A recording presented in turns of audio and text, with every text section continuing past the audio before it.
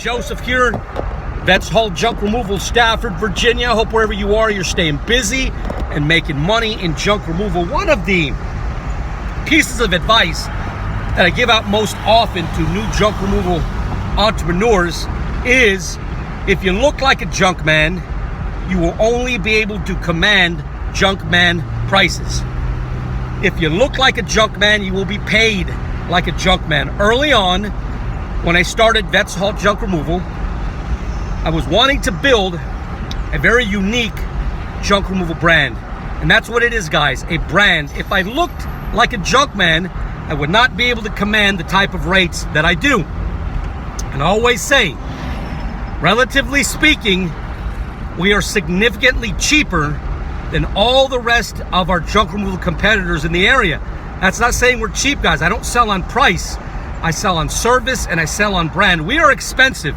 We are more expensive than all of our junk removal competition in this local area in dollars and cents. But relatively speaking, for the higher rate that our junk removal customer pays, they can expect much better customer service, professionalism, and attention to detail. So if you look at it in a dollars and cents way, we are more expensive than everybody else. But if you look at it in terms of value, we're a significant bargain for the junk removal customer who is willing to pay just a little more for excellence in junk removal. I was communicating with a new junk removal entrepreneur last night who shared with me some images of a job that he bid on. And it looked to be either a storage facility or a small warehouse right around, like I said, based on the pictures, between 25 by 30 or maybe 30 by 40. And it was chock full of residential and household debris, clothing, mattresses, looked to be a foot or a foot and a half deep. And I told him I think he had way underbid. He bid $2,500. I said I would have bid about $4,000. Once again, Vets Haul Junk Removal charges higher than our competition. Why, guys? Because we have developed an attitude, and you need to develop this attitude that, one, we know not every junk removal customer is meant for us. Early on in the junk removal game, when I was just starting out, I thought I had to close every customer that closed, that I didn't close. When I realized I had lost the customer after my best effort, I would feel really, really bad. I would feel horrible. I would feel like a failure. And that's something that is extremely prevalent, especially when you're first getting started. Guys, you don't need to close every customer. Every customer is not meant to be yours. The sooner you get over that, the sooner you can start focusing on providing value to the customers that are willing to pay your rate and building your brand at the same time. Guys, work on your image. That's another way of saying work on your brand. If you show up to the customer's home with a dirty t-shirt, you don't even have magnets on your truck, and your trailer or rig is falling apart, the customer's not going to feel comfortable paying top shelf rates. But if you're like us, you can visit any one of our locations. Some of us drive wrapped vehicles, others are not there yet, but eventually all of our vehicles will be wrapped. All of our trailers are branded. We all wear the same uniform. When we show up to the customer's home, guys, our haircuts are sharp. We are reflecting our brand, the military brand, our niche. And whatever your niche is, guys, exploit it to the maximum, but exploit it effectively. Don't be a junk man. So this gentleman, this entrepreneur that I'm speaking with last night, he says, well, the customer has not yet replied accepting or denying my bid. So when he reaches back out to me, I'm going to tell him I made a mistake and I need to raise my bid. And this is the thing, when you are looking for advice in the many junk removal Facebook groups, and I reminded him last night, don't do that. I told him, don't do that. Don't raise your rate after you offered the customer an initial rate, because at so many different levels, things are different between his market and my market. okay? Different demographics, different situation, different area of the country altogether. And on top of that, guys, when you change your rate, it reeks of unprofessionalism, and it also implies to the customer that you're trying to cheat the customer. There are so many junk removal companies out there that will give a very low rate when they're quoting over the telephone, and then when they arrive in person, they raise the rate, and customers expect that. If you did that to me, I'm going to say thank you very much, not interested. And not only did you lose that customer's job that time, but you also lose the customer in the future for any other jobs that that particular customer may call you for. On top of that, you've lost any referral business that that customer might have told his friends and family about. Don't change your rate. When you've given your bid to the customer, stand by it. I can't tell you. There must have been 3 or 4 times when I was just getting started in the junk removal game that I felt I had way underbid. But I made it a point, guys, I was never going to change my rate. I either ate it or I didn't do the job, because I wanted to build a junk removal company that was different than every other junk removal company out there. We had principles, morals, we respected the customer's time and money.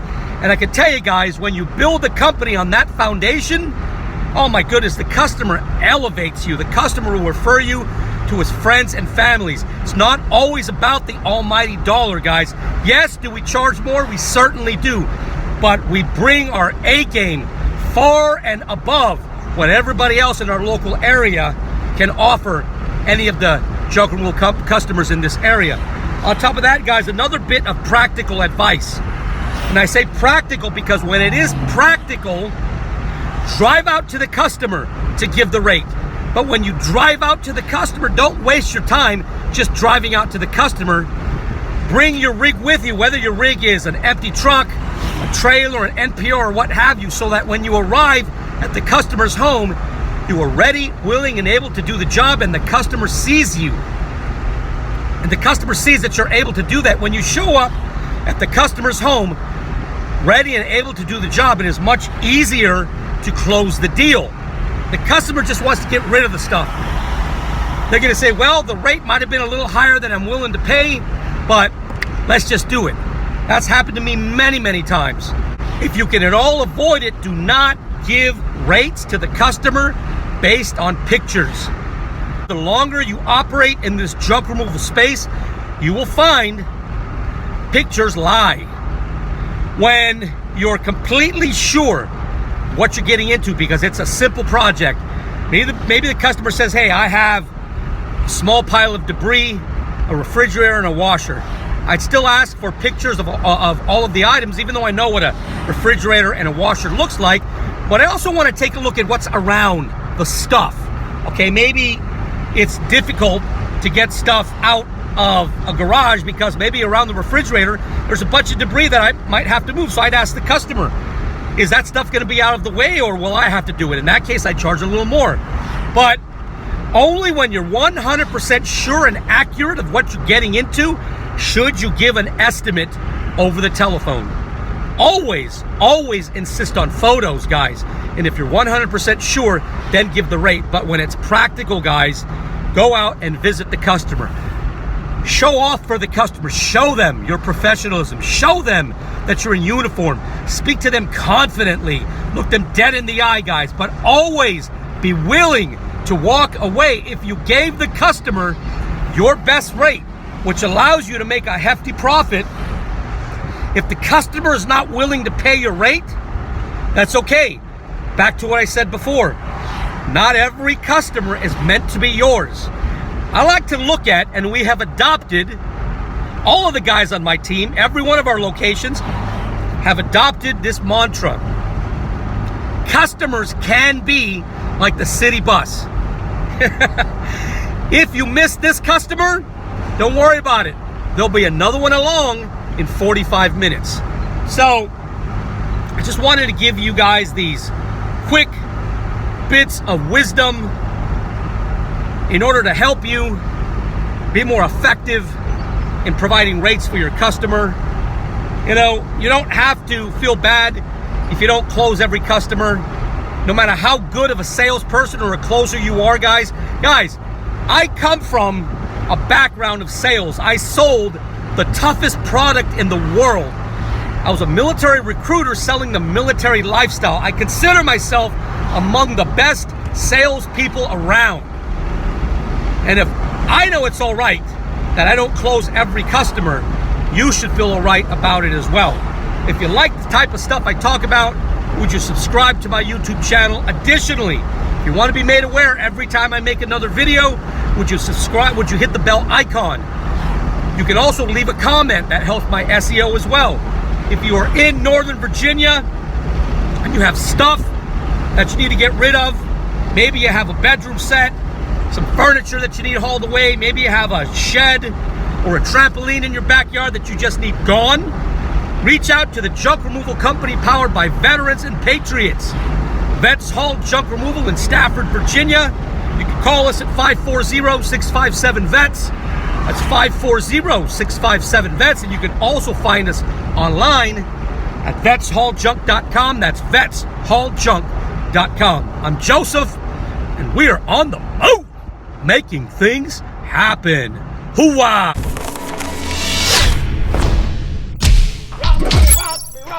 Rock steady! Rock me, rock!